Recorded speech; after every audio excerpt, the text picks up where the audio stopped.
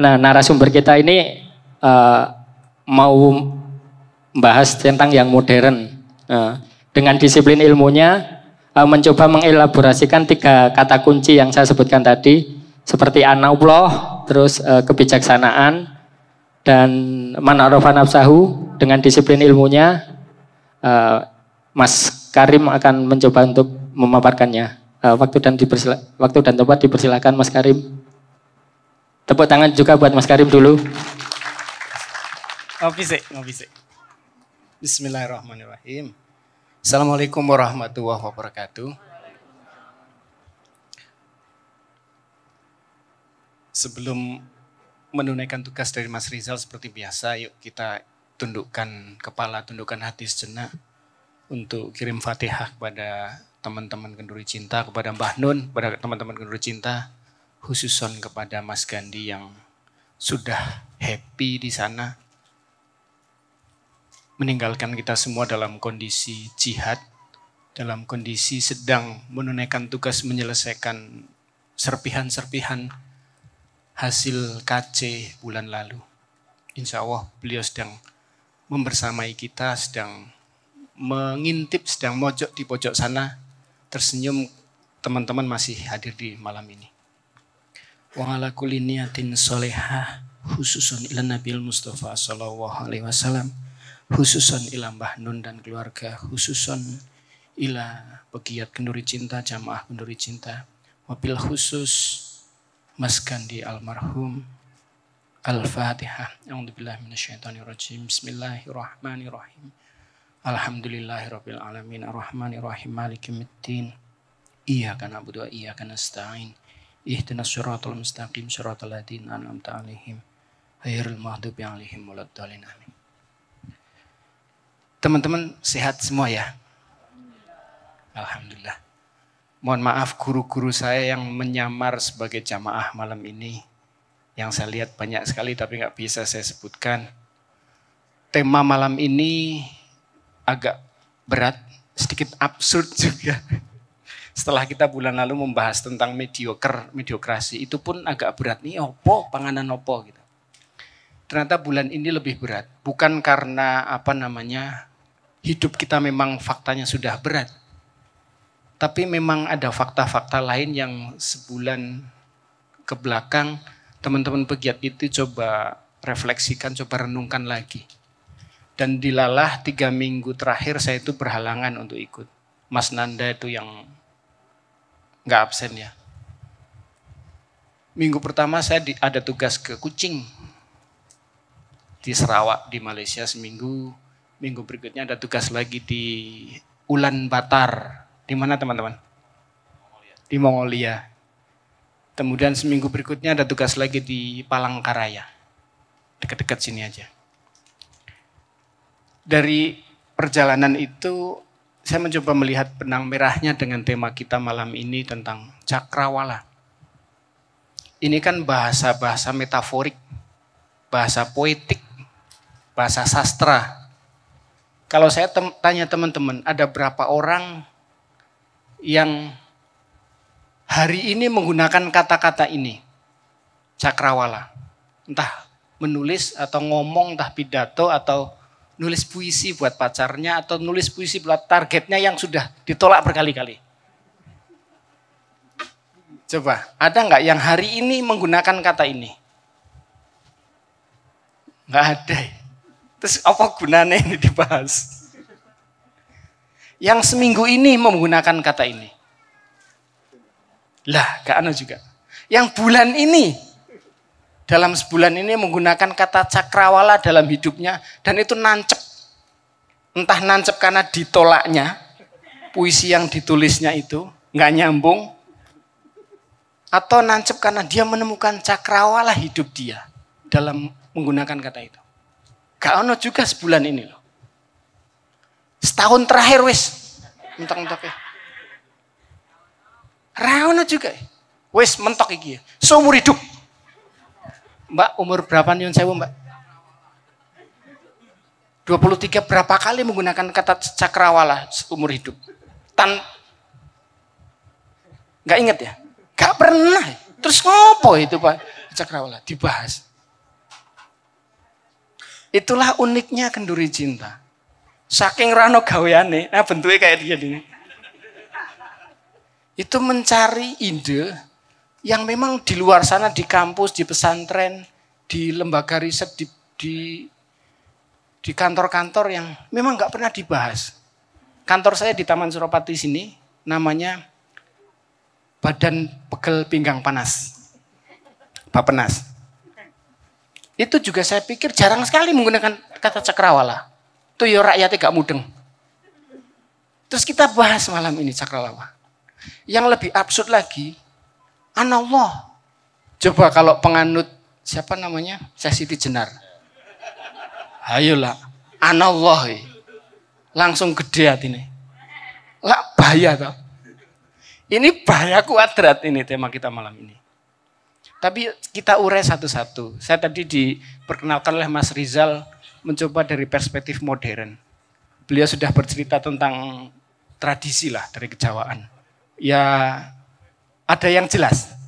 Tadi Mas Pram sampaikan. Atau tambah mumet. Karena kata dasar cakrawala ini juga agak absurd. Yuk kita berangkat dari terminologi dulu. Kalau bahasanya mungkin Sanskerta ya Mas Amin ya, cakravala. Ini idiomatik dengan hal-hal yang berhubungan dengan langit lah. Horizon lah kita gampangnya. Sudut pertemuan yang bisa kita lihat antara titik pertemuan langit dan bumi, itu pun angel juga untuk memahami itu. Apalagi mencoba memahami cakrawala dalam konteks keseharian hidup kita. Apa gunanya? Wong utangi yo nambah. Nembak yo gak kena-kena. Wong lirik aja sudah ditolak loh, belum nembak loh. Apalagi sekarang kebijakan perusahaan, pemerintah segala macam makin banyak tenaga kontraknya. Lah nggak kepikiran yang namanya cakrawala lagi opo. Tapi kita bahas malam ini. Dan kebingungan itu membuat kita gembira. Yang paling belakang tadi ketawanya mantap sekali, paling gembira, berarti paling menderita beliau ini. Kalau kita ambil dari terminologi sudut pandang, jarak pandang, nama Iyah juga memberikan tidak hanya sudut pandang, tapi ada cakra, ada apa namanya?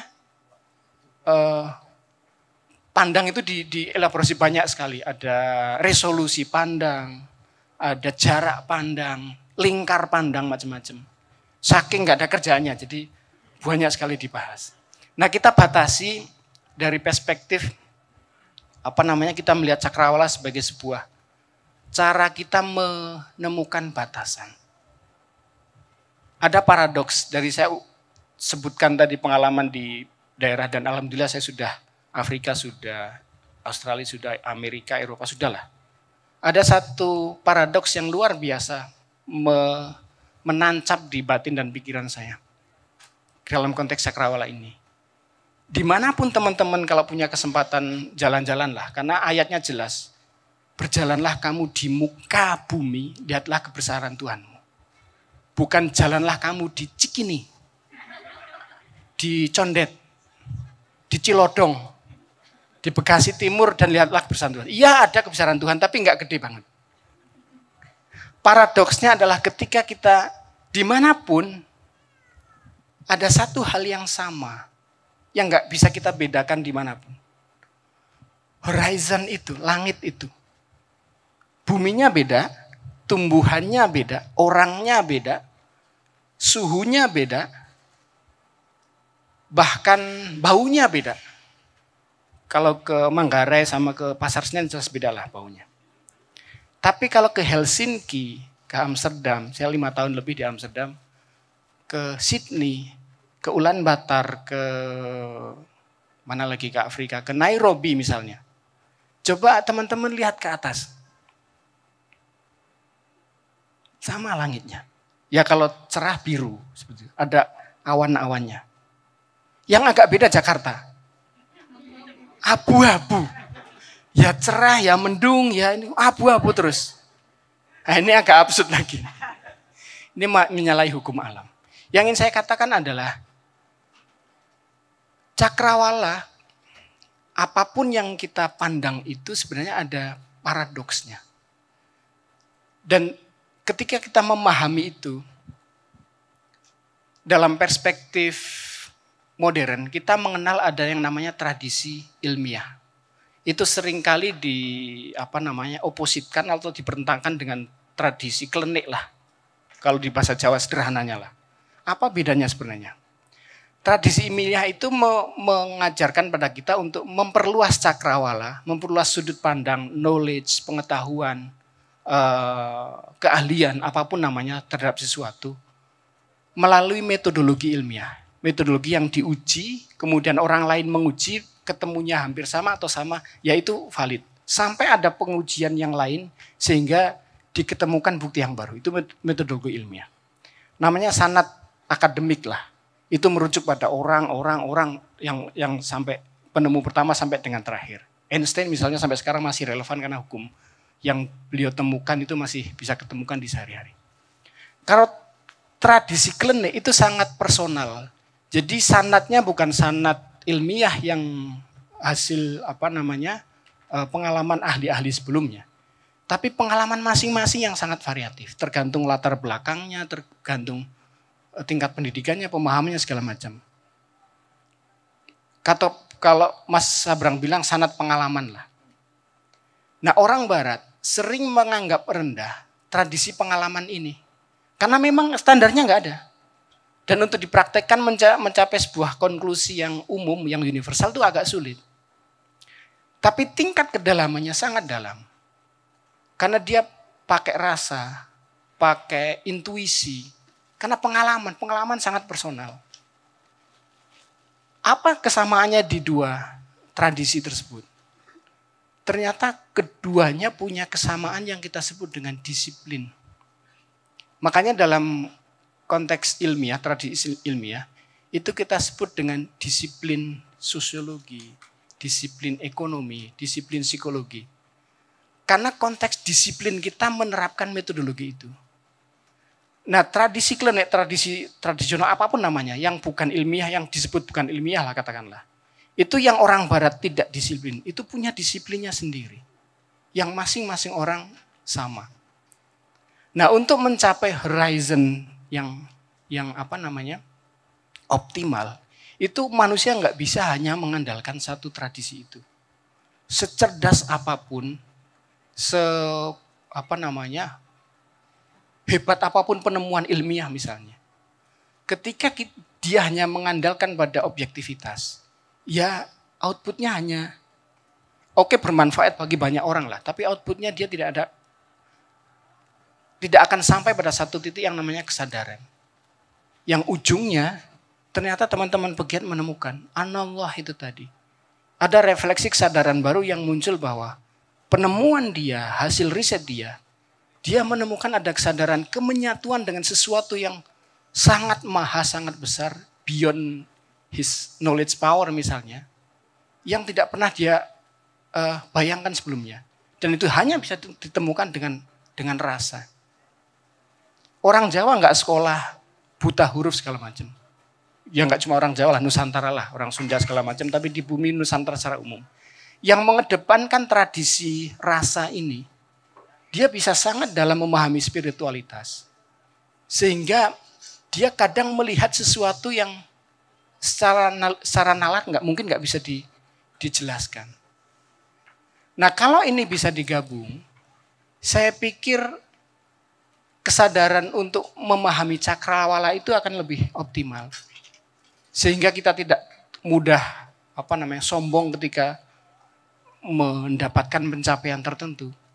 Juga nggak mudah sakit hati, kecewa ketika sesuatu yang kita idamkan nggak bisa kita dapatkan. Nah Ma'iyah Kenduri Cinta dengan mengangkat hal-hal semacam ini, saya pikir memiliki tradisi penggabungan keduanya itu. Yang ini juga disiplin. Coba teman-teman lihat panggungnya, backdropnya, penataan tema-temanya, kopinya. Kira-kira berapa menit setelah narasumber datang ke sini. Kameranya segala macam. Ini disiplin sendiri yang teman-teman nggak sadari. Yang tidak ada metodologinya. Tidak pakai sekolah. Ini jurusan juga nggak jelas. Mas Amin entah kuliah apa juga nggak jelas. Ini juga jurusan apa, disiplin apa jelas. Tapi menciptakan disiplin sendiri. Menciptakan cakrawala sendiri, horizon sendiri. Sehingga dia menuju kesadaran Allah itu juga sangat unik. Nah teman-teman di sini, ini guru-guru saya semua di sini. Itu backgroundnya bermacam-macam. Ada yang saya lihat orang S3-nya banyak di sini. Yang S cendolnya juga banyak. Tapi mereka mencoba memahami walaupun tidak semuanya paham apa yang diungkapkan di depan di panggung ini. Tapi mereka memilih berdasarkan cakrawala pandang mereka sendiri. Yang paling bermakna buat mereka sendiri. Sehingga dibawa pulang ke rumah, itu ada semacam keanawahan masing-masing yang dia temukan di sini. Apa buktinya? Bulan depan akan datang lagi. Bulan depan akan datang lagi. Karena nggak ditemukan di kampus, di kantor, di universitas, di diskusi, di podcast-podcast. Ini terakhir saya akan refleksikan dengan kesadaran keanawahan yang Mas Gandhi teladankan pada kita semua. Mas Gandhi itu luar biasa. Jadi kalau teman-teman lihat ini semua di panggung sering kelihatan di kamera di hadapan muka sekalian. Ini gak ada apa-apanya. Mas Gandhi itu orang yang paling jarang terlihat di muka kamera Kenduri Cinta. Bahkan di YouTube-nya sekalipun gak pernah ada. Kecuali kecelakaan, itu pas berdiri di sana, pas mantau. Coba lihat teman-teman, ini hujan tadi. Kalau Mas Gandhi di sini, mungkin di sana, mungkin di sudut sana. Dia orang yang gak takut hujan. Saya beberapa kali ke sini dan bawa payung ketika melihat Mas Gandhi kehujanan. Dia nggak mau kehujanan, nggak mau dipayungi. Kok manja temen rek? Wong dia mengamalkan juga bahwa ketika semua orang melihat hujan di rintik-rintiknya, Mbah Nun itu melihat ruang di antara rintik itu. Dan Gandhi mempraktekkan itu. Iya, kepalaku kehujanan, badanku kehujanan.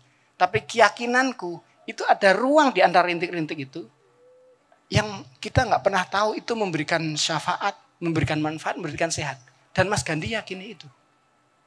Sampai secakrawala itu, Mas Gandhi mengamalkan nilai makyah yang dia dapatkan. Dan biasanya sore beliau sudah datang. Sampai ini tutup, sampai pagi. Sampai nungguin di sana di Alias. Memastikan semua narasumber itu sesuai undangan, sesuai tema yang akan diharapkan. Dan semua narasumber, hampir semua, mungkin bisa cross check ke teman-teman yang lain. Dikirim fotonya. Ini petugas dokumentasi nanti memotret segala macam. Fotonya dikirim ke satu-satu. Every single moment of Kenduri Cinta. Dia lakukan itu. Belum kalau ada Mbah Nun memastikan jemputannya, kopinya, tempat duduknya. Bahkan ini kenapa nggak ada labelnya? Karena Mas Gandhi. Bukan apa-apa, bukan promosi, bukan apa. Masalah praktikal saja.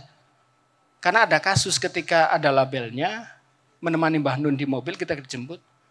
Mbah Nun itu orang yang nggak pernah bisa untuk nggak komen soal apapun. Suatu saat Mbah Nun tuh komen, ya apapun lah komennya, entah welekmen atau ini kapitalis apalah segala macam. Jadi bukan karena itu, tapi karena menyadari Mbah Nun tuh harus istirahat di mobil. Mas Gandhi sobek ininya, biar Mbah Nun nggak baca.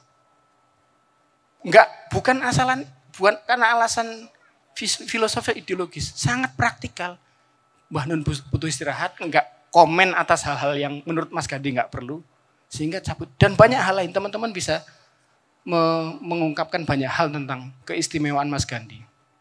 Dan ternyata jalan sahid beliau memang di umur beliau, pengantin baru lagi. Ada teman-teman yang kuat menghadapi kehidupan seperti itu. Penderitaan macam apa yang teman-teman sudah hadapi sehingga misalnya ketika kata Mbah Nun, sehingga teman-teman mau mengkampanyekan diri menjadi anggota DPR dan meminta gaji ratusan juta dan tidur di Senayan misalnya. Dan protes kepada rakyat, kenapa rakyat masih bodoh misalnya. Itu cakrawala-cakrawala yang saya pikir, dan Mas Gandhi adalah orang yang menggabungkan cakrawala akademik, tradisi disiplin yang memang ada referensinya, dengan cakrawala pengalaman. Dia sangat concern dengan teman-teman Makyah, Nur Cinta atau simpul Makyah yang lain, yang melakukan riset, yang melakukan penelitian terhadap komunitas ini. Untuk dia sambangi, dia ajak ngobrol ketika wawancara, kapanpun dia akan layani. Pernah saya awal sekali ketika saya riset tentang komunitas ini di 2017 lah. Baru pulang KC, itu kan pagi subuh ketika Mbah Nun masih aktif. Itu jam 7 pagi sudah standby di kafe. Yuk, sekarang saya siap wawancara. Dan itu hanya satu hal. Banyak sekali ketika, dan beliau profesional. Beliau itu pegawai kantor profesional. Bukan pengangguran kayak arek-arek ini. Dan gak pernah perhitungan. Ini lampu, ini karpet segala macam. Siapa yang nombokin? Siapa mas yang nombokin mas? Yono lah Mas Gandhi. Dan ada yang lain lagi. Tapi yang ingin saya katakan adalah dari cakrawala tradisi, disiplin modern dan tradisional, Makyah itu tidak mendikotomikan. Ada perannya masing-masing, ada fungsinya masing-masing, dan kita ketika memahami cakrawala, kita memahami batasan kita. Dan uniknya, semakin kita pergi jauh, semakin kita belajar banyak sekali hal yang menurut kita cakrawala makin luas. Justru kita tahu kita tuh makin kerdil. Kita tuh makin sempit. Makin tahu kita tuh bodoh. Makin tahu kita tuh gak tahu apa-apa. Ketika orang merasa dia tahu, merasa dia gede besar, itu berarti cakrawalanya memang belum luas. Semakin luas kita mencoba belajar sesuatu, semakin jauh kita jalan-jalan. Yang kita anggap cakrawala kita makin luas, ternyata makin sempit. Dan beruntunglah kemerasaan semakin sempit itu. Karena di titik itulah kita mulai menemukan keanewahan itu tadi. Melalui apa? Melalui, saya kecil ya, saya bodoh ya, saya sombong ya. Oh berarti ada dong yang maha sombong, yang maha tidak kecil. Nah, anallah itu ujungnya. Ini nyambung dengan yang disampaikan Mas Rizal, Mas Pram tadi tentang kesadaran. Barang siapa mengenal dirinya, dia akan mengenal Allahnya. Dan salah satu cara adalah, yuk jalan-jalan. Nggak harus ke Mongolia, ke Kucing. Jalan-jalan ke KC. KC aja ini. Ini wakil semua orang yang ke seluruh dunia, dia akan tiba di KC dan menjadi tempat perjalanan bagi teman-teman semua untuk mengenali dirinya dan pada ujungnya menemukan Allahnya masing-masing. Mungkin itu sebagai pembuka Mas Amin, Mas Rizal. Makasih.